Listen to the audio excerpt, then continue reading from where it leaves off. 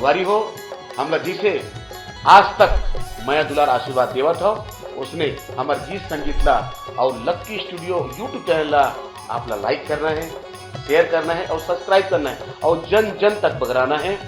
Lucky studio YouTube channel.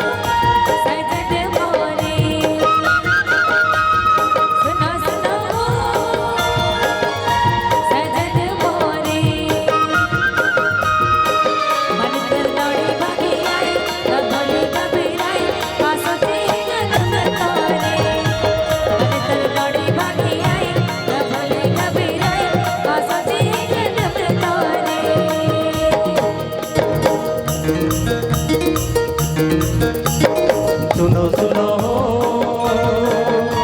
सजनी मोरे, सुनो सुनो सजनी मोरे,